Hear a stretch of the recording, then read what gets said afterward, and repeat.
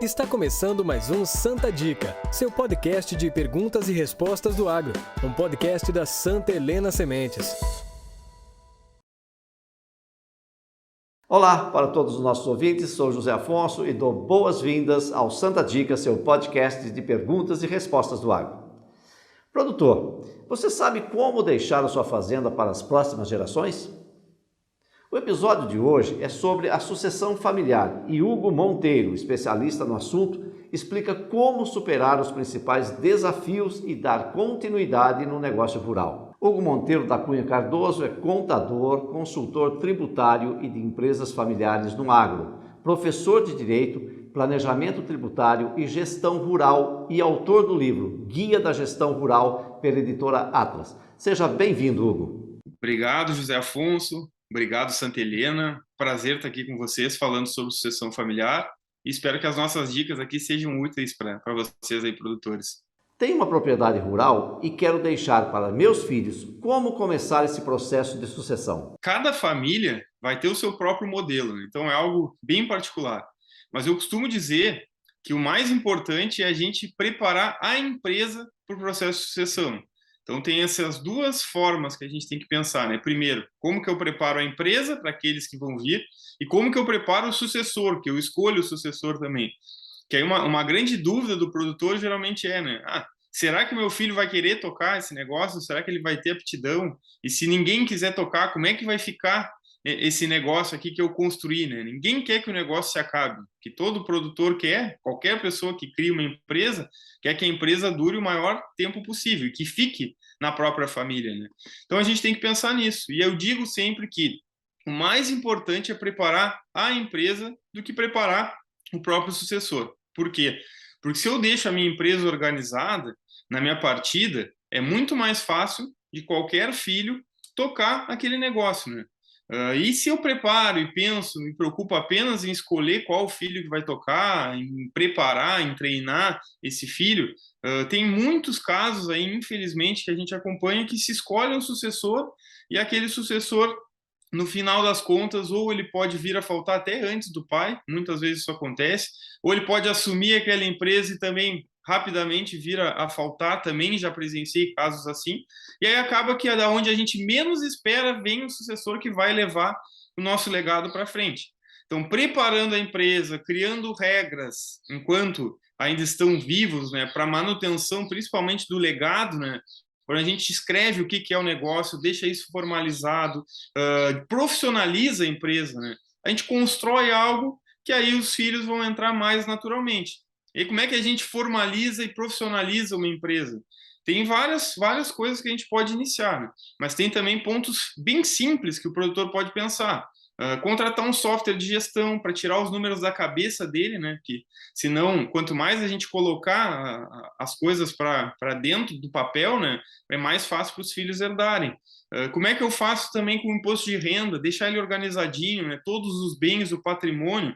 A organização de patrimônio não só construir uma holding, né? A gente pode ver como é que está lá no imposto de renda. Como é que estão as matrículas declaradas? Está certo? Tem alguma coisa de fora? O imposto de renda vai servir como base também para esses herdeiros, né, se prepararem, se colocarem a par do que é aquele negócio. Então, primeiro eu arrumo a casa, depois crio as regras, quais vão ser a remuneração para cada um que participa dessa empresa, por mais que hoje sejam poucos membros da família, futuramente vão entrar aí mais gerações também nesse negócio, né? E a gente profissionalizando o negócio que fala por si, né? E aí lá na frente não vai ser um tio barrando o sobrinho de entrar, vai ser, sim, a empresa, as regras da empresa dizendo que um filho pode entrar, um sobrinho pode entrar, o neto pode entrar nessa empresa, precisa ter alguma formação ou não, ou basta ter o interesse, tudo isso são regras que a gente tem que construir. E aí, tendo a empresa formalizada, né, o produtor se vendo de fato como um empresário, a chance de êxito no processo de sucessão é muito maior. E aí, quando a gente fala de preparação do sucessor, também precisa ter essa preparação, também a gente pode pensar em algo bem simples, que é aqueles filhos serem preparados desde cedo, inseridos no ambiente, ou seja, eles estarem dentro da fazenda, eles estarem dentro da granja, porque eles vão pegar o exemplo dos pais, eles vão entender o amor que os pais têm por aquele negócio, eles vão se criar ali vendo e pegando esses bons exemplos, eles também vão brincar dentro da fazenda, na fase lá da infância, eles vão absorver tudo o que tem de bom dentro desse negócio familiar. E aí também fica mais facilitado o processo, fica mais fácil desse sucessor querer estar à frente e também ele chega muito mais inteirado na frente. E na questão da profissionalização da empresa, a gente também tem que pensar em algumas regras ali de governança também muito simplificadas para a realidade do produtor rural, que é simplesmente ter os momentos certos para comunicar os membros da família sobre o que está acontecendo na atividade. Às vezes a gente acha, isso aí todo mundo sabe, mas o óbvio para a gente não é óbvio para todo mundo. Então, se a gente não conversar com os membros da família, eles podem começar a absorver aqueles problemas, que eu chego cansado da fazenda e começo a falar o que deu errado, e eles começarem a sentir que aquele negócio não é para eles e eles não quererem estar lá. Quando eu preparo os momentos certos para falar sobre o negócio, com quem falar também sobre o negócio, né? Quais os membros da família que estarão à frente desse negócio, que precisam das informações, aí eu também crio um ambiente mais profissional e a chance de êxito também é aumentada. Então, respondendo, né, para frisar bem a pergunta, eu penso que por onde começar é formalizando a empresa e arrumando a casa para deixar algo redondinho para as próximas gerações, que é muito mais fácil um sucessor herdar um negócio estruturado e conseguir tocar ele para as próximas gerações, do que um sucessor muito bem preparado herdar um negócio que não está tão organizado assim, e mesmo preparado, muito bem preparado, ele pode ter problemas ali pelo caminho, e aí o risco dessa empresa não chegar ali às próximas gerações também é aumentado. Você já comentou sobre isso, mas acho que é importante a gente se aprofundar mais nesse assunto. Quais são os principais desafios para a sucessão familiar no campo? O grande desafio, a gente tem um desafio macro, né, algo maior ainda, que é a longevidade da empresa. Porque 90% das empresas no Brasil são familiares e dessas, no máximo 5% conseguem chegar na terceira geração. Por quê? Porque passar um negócio dos pais para os filhos é relativamente mais fácil. Então, 60% ainda conseguem passar esse negócio e manter o nome dos filhos.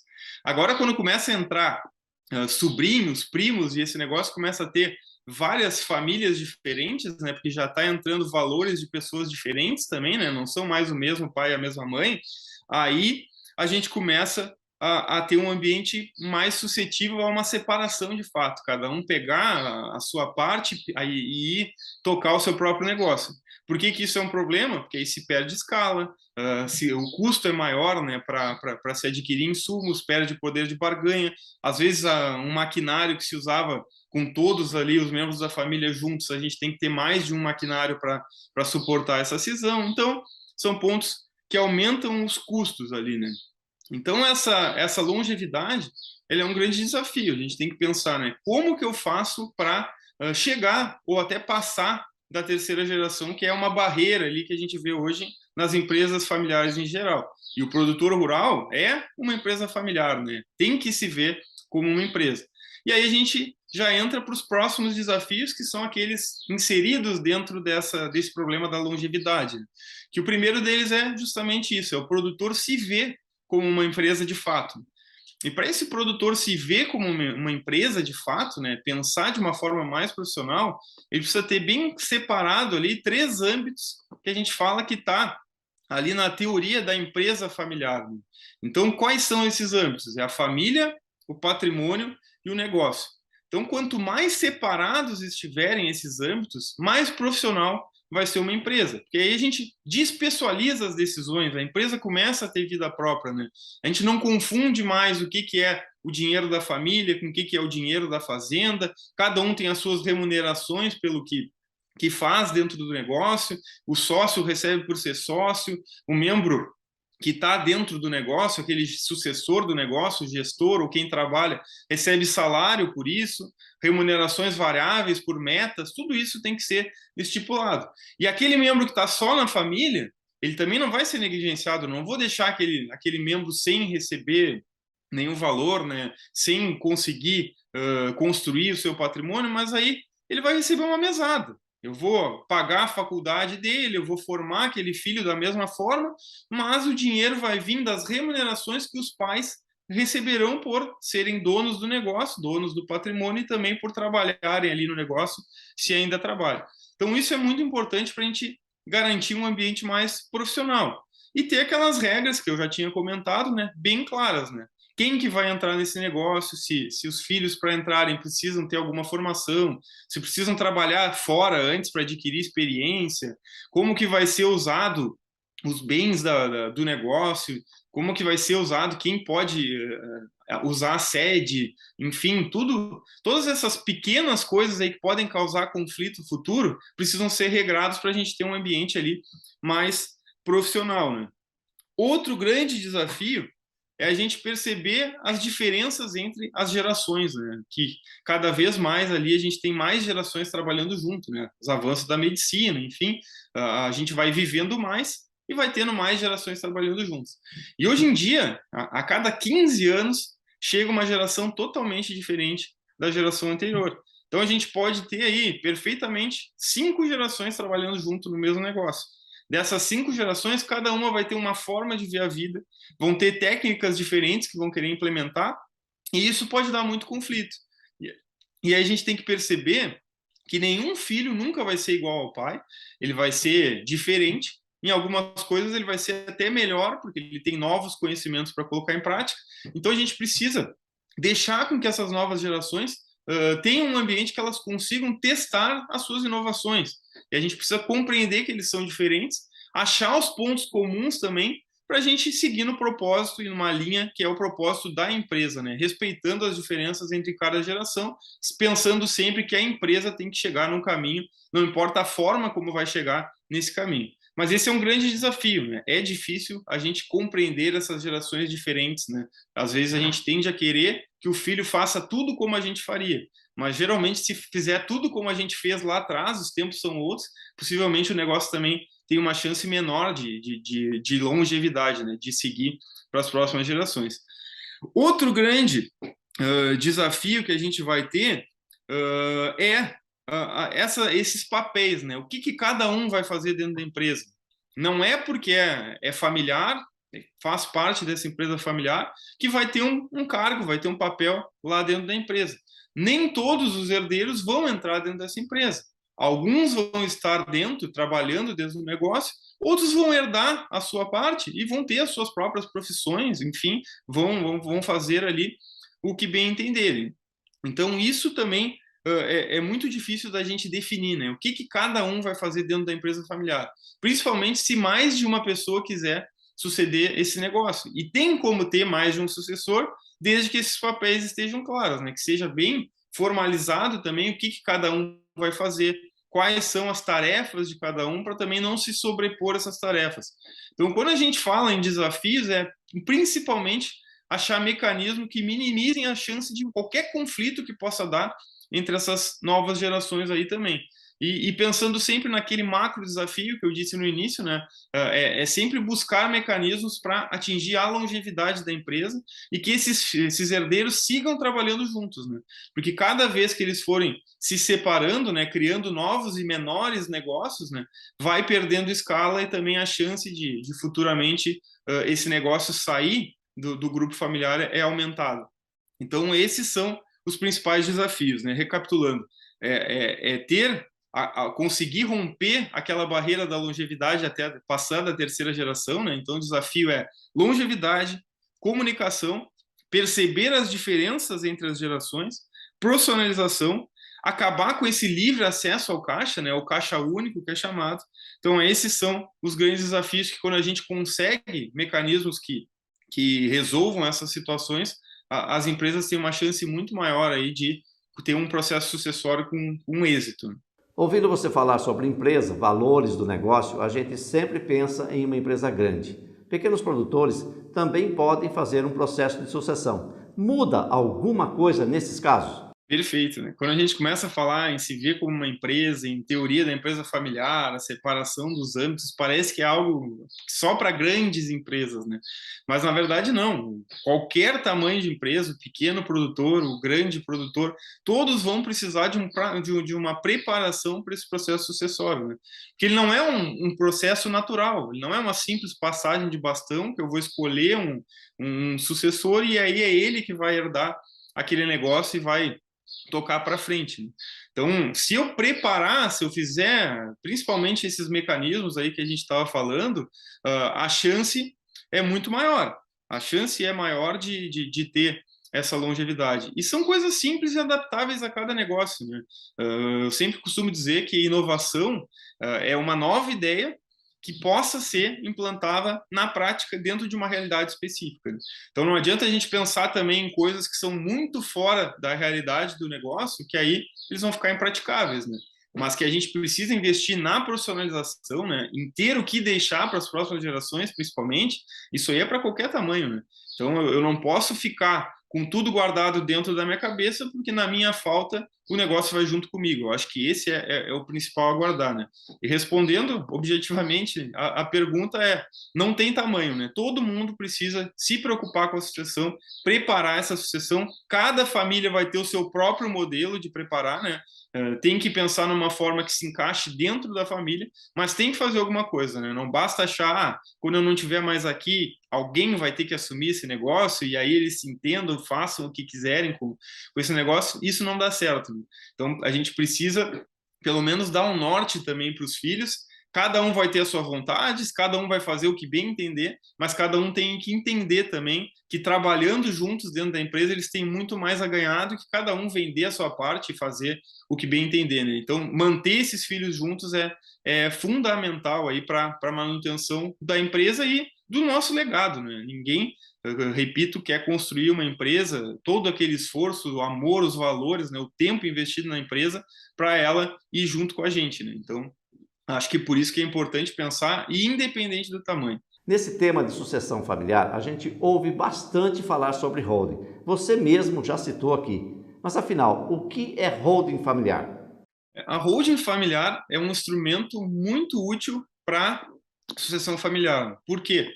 Porque é um mecanismo que separa o patrimônio do negócio e da família, que é o fundamental para a gente ter um ambiente profissional. Então, quando se cria essa holding, que nada mais é do que uma empresa que vai controlar os imóveis da família, ou seja, o patrimônio da família, vai ser passado para essa empresa, não vai mais pertencer às pessoas físicas e vai pertencer a essa empresa, que vai ter toda uma regra específica dentro daquela empresa para manutenção ali dos negócios. Por que ela é útil para a sucessão? Primeiro, que eu organizo o patrimônio. Então, aquela das dicas que eu falei, né? Primeiro arrumar a casa, a holding deixa o patrimônio organizado. E aí os herdeiros não vão brigar para saber com que cada um vai ficar. Cada um vai ficar com um percentual dentro do todo. Ou seja, todos os imóveis estão dentro da empresa, cada um vai herdar um percentual e não vai herdar a área que tem o silo, a área que tem mais água, enfim, e todas as brigas, a sede, essas brigas que a gente costuma ver aí em processos sucessórios. Com a holding a gente acaba com esses problemas. Também dá para criar regras de como a gente vai fazer para pagar um sócio que quer sair da holding, quem pode entrar dentro dessa holding, né? Se tem que ser da família, se pode entrar qualquer pessoa, quando for vender essas cotas, se vai ter um direito de preferência também, né? Para também preferência para os familiares comprarem aquelas cotas antes de então oferecer para um terceiro. Então é uma empresa que protege o patrimônio dentro da família. Também dá para fazer a doação desse patrimônio em vida e proteger os pais na cláusula de administração dessa empresa, né? Que toda decisão que envolva o patrimônio, venda, tudo isso vai precisar da assinatura dos pais até eles não estarem mais aqui. Então, isso é os principais benefícios, né? Organização, proteção do patrimônio dentro da família e proteção dos fundadores do negócio rural. Então, esses são os grandes benefícios. Além disso, a holding familiar também pode trazer economia tributária na operação da atividade rural. Ela até se popularizou, esse instrumento, visando uma economia tributária na transferência do patrimônio, ou seja, na sucessão desse patrimônio em vida. Hoje em dia, teve toda uma evolução aí dos órgãos estaduais e não é mais tão benéfico assim, não dá tanta diferença tributária passar o patrimônio dentro da holding. Mas os benefícios que são os extrafiscais, né, que é esse que organiza o patrimônio e prepara para a sucessão de fato, eles ainda são benefícios fundamentais dentro de um processo sucessório. Mas e aí? Uma holding cabe para qualquer produtor, né? E a resposta é não. E, de novo, não é pelo tamanho, né? A holding é um instrumento só para grandes produtores, não. Tem que simular e ver dentro da realidade de cada negócio se vai valer a pena criar uma holding. Porque por mais que ela tenha muitos pontos positivos, ela também aumenta um pouco a complexidade, talvez aumente um pouquinho o custo com o contador, todos os sócios ali, administradores da empresa, vão ter que ter um prolabore, que vai ter INSS, já mais imposto ali, que também tem que ver se vai valer a pena no todo. Também não adianta criar uma holding só porque um vizinho fez e deu uma economia tributária, porque resolveu a questão da profissionalização do negócio, porque cada negócio é particular, como eu disse lá no início, né? Então, não cabe para todo mundo uma holding, é uma ótima ferramenta, mas tem que avaliar vários pontos ali e colocar os números no papel do próprio negócio para ver se esse instrumento vai se encaixar dentro do formato da minha empresa, né, do meu negócio rural ou não. Mas é um grande instrumento aí para quem ainda tem pouca informação. Sugiro que busquem informações sobre a holding familiar, porque ela realmente é muito interessante e bastante relevante aí quando a gente fala da profissionalização das empresas rurais. Hugo, chegamos ao fim do nosso episódio e agradecemos muito a sua participação. Acredito que todas as dicas foram excelentes e vão ajudar o processo de sucessão dos nossos ouvintes e telespectadores. Fique à vontade para deixar sua mensagem final para os nossos ouvintes. Bom, obrigado pela atenção aí de todos, pelo espaço concedido. Quem quiser me acompanhar nas redes sociais, né, Instagram, @Hugo Monteiro da Cunha, LinkedIn, Hugo Monteiro da Cunha. A maioria das redes sociais vocês vão me achar com Hugo Monteiro da Cunha. Então lá no meu Instagram também tem um link na minha biografia que tem um e-book gratuito sobre holding familiar. Lá aprofunda mais essa última questão que a gente levantou. Também sobre parceria rural, tem alguns vídeos lá, cursos, muito material gratuito aí que eu indico para vocês. Tem o meu livro também, que é o Guia da Gestão Rural, pela editora Atlas, que aí esse livro já é um livro que pode ser e-book ou impresso, mas já é um livro que não é gratuito, é comercializado, mas tem muita informação gratuita também para vocês. Então, fico aqui sempre à disposição, quiserem me chamar lá pelas redes sociais também, fiquem à vontade, é sempre um prazer poder auxiliar aí, tirando as dúvidas que vocês venham a ter, nesse tema tão importante que é a sucessão familiar e principalmente a profissionalização dessas empresas rurais, né? Para a gente ter o que deixar e passar um legado aí adiante, né? Obrigado a todos os ouvintes do Santa Dica, o podcast da Santa Helena Sementes. E não se esqueçam que você também pode enviar a sua dúvida que podemos responder nos próximos episódios. Aproveite e inscreva-se no nosso canal do YouTube para não perder os próximos episódios. youtube.com/Santa Helena Sementes e até o próximo Santa Dica. Esse é o Santa Dica, um podcast exclusivo com conteúdo sobre milho e sorgo da Santa Helena Sementes. Quer conhecer mais sobre nós? Estamos no Instagram e Facebook ou em nosso site santahelenasementes.com.br. Se é Santa Helena, pode confiar.